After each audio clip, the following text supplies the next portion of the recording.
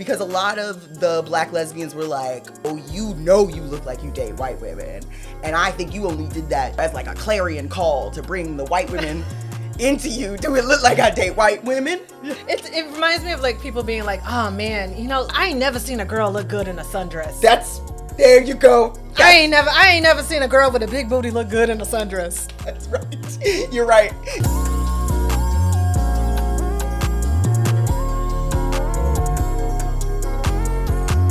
Now is the time for us to do a rundown of our Femme Topics. Ooh, yes, the punnery. The punnery is punderful. Okay, bitch? Okay, so TikTok and the internet's, the gay side of TikTok has been a stir. At least the black side. The black side of the lesbian internet. So for our non-black viewers out there, we're giving you a little bit of insight onto black lesbian TikTok. And right. The bullshit that we talk about. Yes. I have a feeling, listen, even if you are not on the black lesbian side of TikTok, it had to have come across your FYP a little bit. Yeah. So let's run down what happened. So a pretty popular black lesbian influencer named Joy posted a cute little humorous TikTok, you know, wearing her hat forward, asking, do it look like I date white women? Be honest. Be honest. And unfortunately, the internet was honest and was like, yes, mama. It looks like you only eat green bean casserole when you go out. So at first it was just jokes, because that's how it always starts. It always starts as just jokes. And then there were responses that were like, well, yeah, here's why it looked like you date white women. The hat was forward, the flannel. It was like a bunch of aesthetic and attitudinal things that were like, oh, you have like that aura. And people were making jokes, but then like she doubled back and was like, no, but honestly, do it look like that? And everybody was like, yeah, but it look like that. Looks like that. It looked like that. And then more influencers started getting in, because the conversation started to get deeper and more intense, right? Because a lot of the black lesbians were like, oh, you know you look like you date white women. And I think you only did that to, you know, as like a clarion call to bring the white women into you. Do it look like I date white women? Like, it was almost like it reminds me of like people being like, oh man, you know, so I ain't never seen a girl look good in a sundress. There you go. I ain't never seen a girl with a big booty look good in a sundress. That's right. You're right.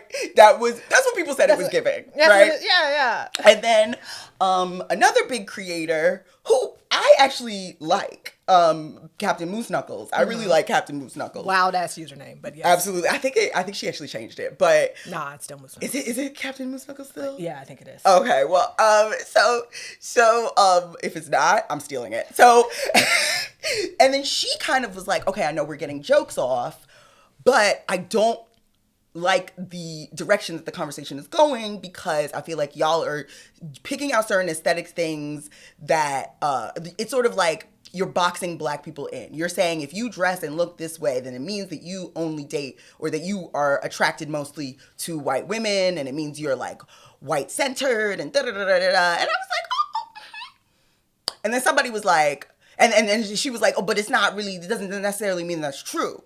And then somebody was like, here's a bunch of pictures of you with your white ex-girlfriend. and so the white girlfriend allegations always come up. They always come up. And okay, so this is what why we really want to talk about it.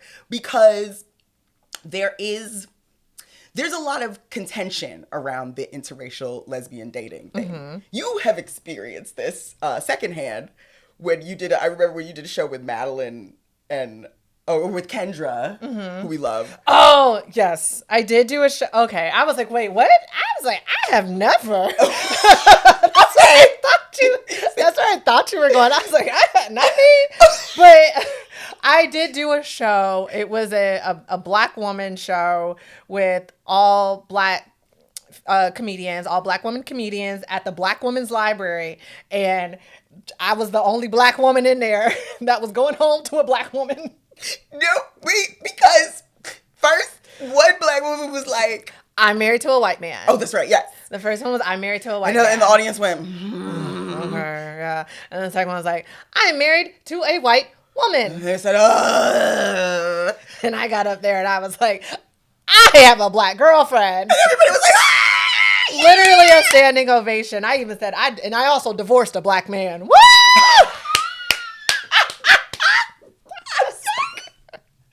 So I wasn't there. I only know this story because Madeline was telling me about it. Madeline is Kendra's wife. Mm-hmm. And so Madeline and Kendra, they're both New York comedians that we love. Yes. We love them. And they are in an interracial relationship. And they have funny interracial relationship stories that I was hearing. Yeah. And that's one of them. And I think... That's funny that was one of their stories. And in my defense... The host who was married to the white man was like, make sure you mention. Oh, really? Yes. She was like, make sure you mention. Because we need to get the audience back. that you're dating, that you have a black girlfriend. They're about to ask for refunds? So Madeline, the reason why I was, because Madeline was like, I don't understand the response, because Madeline and the other white were in the back going, oh, wait, she didn't understand the response from the audience. Like, she thought, like, she was like, she didn't really quite understand it. Oh. She didn't quite understand it. She was like, well, or like, she was like, should we be here? Like, what is this thing? Why is this so contentious? And I think there is something there about interracial lesbian relationships that, especially like black women, especially black femmes, for good reason, have some fear. Somebody else was pointing, another TikToker was pointing out, like, there is a deeper reason why there is that response. Because black women, especially black queer women, feel like they are unsafe with a partner who does not whose desirability has not been decolonized. That's really what it was. And I'm not saying, because listen, I skied the slopes a time or two. Okay? Listen, when I came out, Tegan and Sara was hot. Okay? So listen. What? I have never skied the slopes. And that's good for you. I am a black star lesbian. That's good. Okay? I am a black star lesbian. I've never. That's fair. But you know what? I come from a time where Rachel Maddow was hot. So for a minute, when I first came out, if you were a white girl with like thick rimmed glasses, I was going to sit on it. And that's just what it was. Okay? And I'm not judging.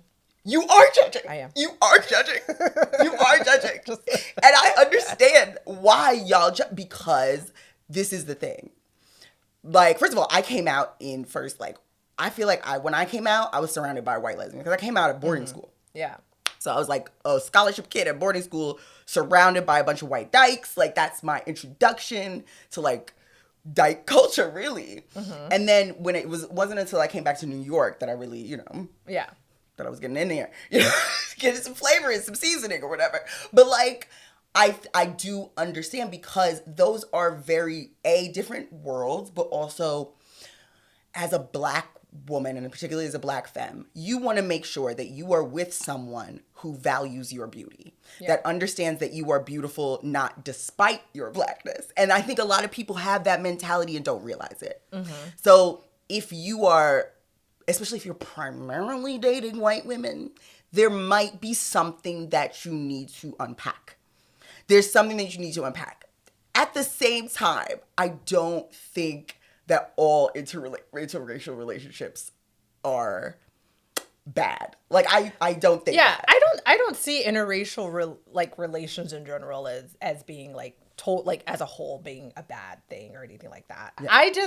And it's interesting to hear like your story, like being at an all white boarding school and things like that. Were there you were the only black person there? No, it was me and some other girl. That's it. That's all you had.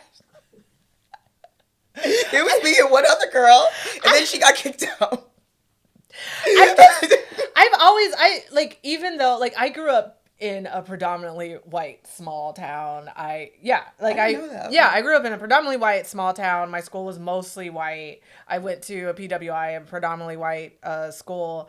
But I would still find myself with whatever, like, clinging on to, like, the only black people there. Yes. Like, I had no white friends in high school. I had Like, I mean, it's like a small town, so it's like kind of like everybody hung out, but like we didn't hang out outside of. I never saw any white person outside of school. Outside of school, same thing at like I went to LSU, very white school, very southern LSU, white school. Really? Yeah. Whenever I think of LSU, I always think of, I guess people? the basketball team and stuff like that. But I think of black people. I think it's a pretty. It's mostly white. Really? It's mostly white, but the black community there is like pretty strong and tight knit. So it's like I only found myself with other people like me, and I think not. I don't know if that plays into my attraction and not feel like I don't know if I would have been around, I guess where I am now, I feel like if I would have only been surrounded by white people, I probably would have just been single. Maybe I don't know. Wow. That's my thought. Yeah. Just because I always am so like deep into like the black culture and like black beauty, and that's always what I've been attracted to. Yes. And it's like even at a young age, I had never really had a crush on like any other little white girls or anything, like never. Really? Ever. It was. I don't want to say it's like white people didn't exist or like any non-black people didn't, but it was just like that's just what I surrounded myself like with, and that's all I knew in a sense. So and also too, it is the South. So that's right. That also could maybe that also is another. I don't know. I went to to boarding school in Massachusetts, so they were racist, but like the white lesbians are racist. Like they are, and especially at that time, it was the early 2000s, they were very racist. But for us, it was like we had it was me, another black girl, and one black guy, and we were like, and then another straight black girl, and we came together, but that's not enough. And I think it's not enough people. Yeah. And so there's more. So we were kind of there amongst the whites. Right. And I think it's different between someone that just happens to be with a white person and someone that exclusively only dates white people. And not only that, I think the other element is like being vocal about why you don't date black women. I think that could also be a difference when it's like, why I'm with a white woman? It's because black women. But I feel like I haven't really heard that as much from black lesbians. I mostly hear that from black men. Of course. Yeah. Black men use that as, but I do believe that belief is covertly within a lot of black lesbians who choose who choose to primarily date white women. Yeah. I think those, and there was another TikToker who came in and was like, I dated a black girl who had only dated white women. And I made myself available to this person despite my hesitation. And they showed me but like they were just being like, the things they were listing off were like, they were like, always complaining about them being loud. And they're bigger than most women that they've been with. And this woman was not that big and not that loud at all. And it's like, over time, over a very short amount of time, she was revealing the type of like racist, I guess they say microaggressions against her that she had experienced from white people. Yeah. And that is I think that's the real core issue of people being like, I don't date you if you date white women. Right? I think I don't feel safe with someone whose desires and romantic experiences have only been with white people. Yeah. And that I understand. Yeah. For me, I don't want to have to explain a bunch of shit to you that that's I feel like, thing. You know what I'm saying? Like, I don't want to explain to you why, like, today's wash day and we not going out. We not going nowhere. And that's the thing. Well, that's why you can't date white women, but dating black women who have been with white women. No, I have dated, like, someone where I have had to ask, have you ever dated a black girl before? Yeah. Because you seem like confused about something that, like, I was like, you don't have any sisters? Sisters? Like, what's going on? And then it was like, I met their sisters and they were mixed. And so it was like, okay, now it's starting to make sense why you're so confused about like little things that 100%. Like I am like trying to explain to you or that I am struggling with. Yeah. And you as a black person, like you seem like you just don't understand why I'm having these feelings and these insecurities and these struggles and stuff. Yeah. Particularly it was mainly like about like my hair and like appearance and things like that. But it was like but it came This was a black person. Yes, this was a black person. Was she black like full like not Was she black? Both two black parents, black grandparents. Two black. Yes. Wow. Yes. And she didn't understand the hair. She kept her hair short or whatever. Yeah, I think the mom kept their hair short or like whatever. And so they couldn't understand like me, and was like literally at a point in time like I was like struggling with my hair and stuff, and they were like, why don't you just get a perm? Why don't you just like relax it? Yeah, okay. And like, why can't you just like, why is it taking so long to like do this? And it was like, I was just like, I'm so confused at like, have you never dated another like black girl before and had to do, I know you may not be doing like but these wash days, you should and things understand like this, but I would think you would understand what I'm going through. Yes. And then over time in history I started like seeing like their dating history and like your siblings and stuff, and now it's like, okay, I understand, like it may not be like you may not necessarily date white women. I know we keep saying like white women, but you may just not be dating black women, and also and it's not necessarily about just dating, or you're not in community with other black women, and so you kind of are disconnected from your blackness in a way that makes an intimate relationship sort of impossible or difficult, not impossible, difficult. So it was like a lot of like that like resentment, and it's like I don't think you understand. And I think that was probably one of the first instances where it was like I had to question, who have you been with in the past? Like obviously whoever you date does not look, and I kind of knew that a little bit going in because they did make the comment like, oh, I normally don't date dark-skinned girls. See that? Okay, you really hit it, because I remember coming back from Massachusetts and being in New York and being like at the pier and being at the center and doing all that stuff and meeting girls and of course whatever, but like the hurt that you feel when a black woman tells you that they don't normally date black women, like they have to announce it. It's different from when you fucking with the white butches. Yeah. And not even like black women, particularly like dark-skinned black women. It's like, I was like, and then it's like, okay, like I meet your siblings, and it's like, okay, they're also mixed, and it's like, and like your whole, it was like. Was she dark-skinned? No. Okay, so that's okay.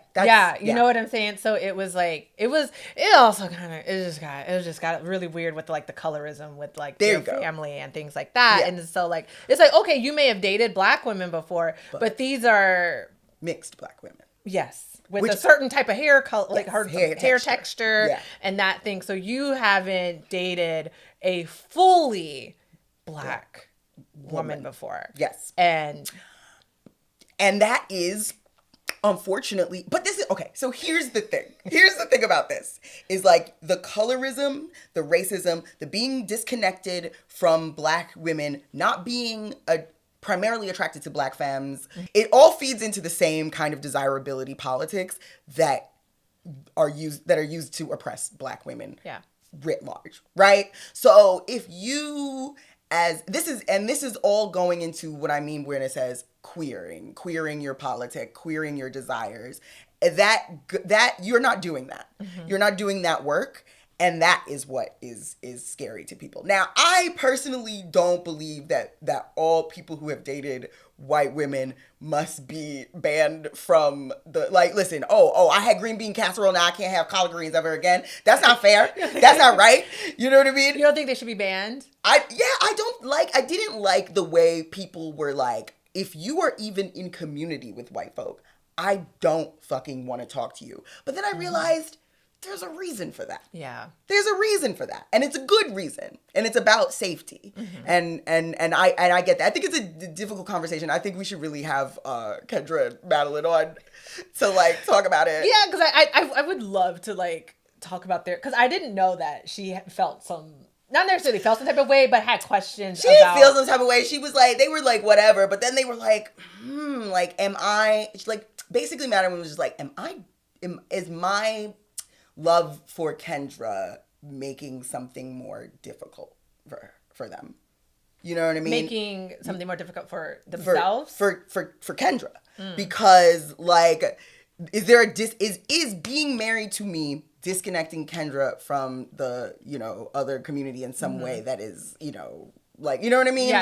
She just wanted to make sure, it wasn't, you know what I mean? I think it's complicated to be in a long-term interracial relationship. And I wonder, has she ever seen like Black love celebrated in that way? Yeah. You know what I'm saying? And maybe I think in that moment it was more so about like celebration of a celebration, like, oh, you're with a Black woman and we love that. You know what I'm saying? Not anything negative or to knock like their relationship.